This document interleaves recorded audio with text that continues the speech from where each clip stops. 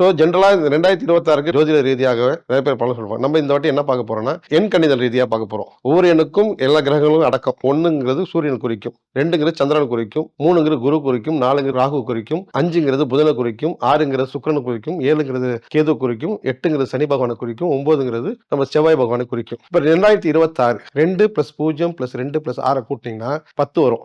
So 1 + 0 1. So இந்த 2026 பொதுவாக சூரியன் ஆதிக்கம் கொண்ட வருடமாகவே இருக்கும். எண்களும் கிரகத்தோட ஆதிக்கம் சொல்லியாச்சு. ஆல்ரெடி நம்ம 1 எண்ணை பார்த்துட்டோம்.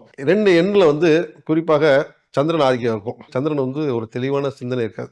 இன்னைக்கு ஒரு முடிவு எடுப்பாங்க, நாளைக்கு ஒரு முடிவு எடுப்பாங்க. சூரியன் வந்தால் சந்திரன் ஆட்டோமேட்டிக் மறைஞ்சிட்டுன்னு சொல்லுவாங்கல்ல. அதனால சந்திரனோட ஆதிக்கம் கண்டிப்பாக இருக்காது இந்த ஆண்டு. ஆனால் அவங்களுக்கு குழப்பமான மனநிலையிலே இருப்பாங்க. அடுத்தது எண் 3. எண் 3 யாருன்னு பார்த்தா நம்ம நாள் முதல்வர் எடப்பாடி பழனிசாமி பிறந்திருக்காரு. தேமுதிக அவர் சுதீஷ் பிறந்திருக்காரு. மற்றும் தமிழக ஆளுநர் ஆர்.என். ரவி பிறந்திருக்காரு. எண் 3ங்கிறது குரு. அவங்களுக்கு ஷார்ப்பான திங்கிங் கண்டிப்பாக இருக்கும். பட் சூரியன் இணைகிறப்போ இவங்களோட டாமினேஷன் கொஞ்சம் குறையும். அந்த அளவுக்கு வாய்ஸ் ரைஸ் ஆகாது.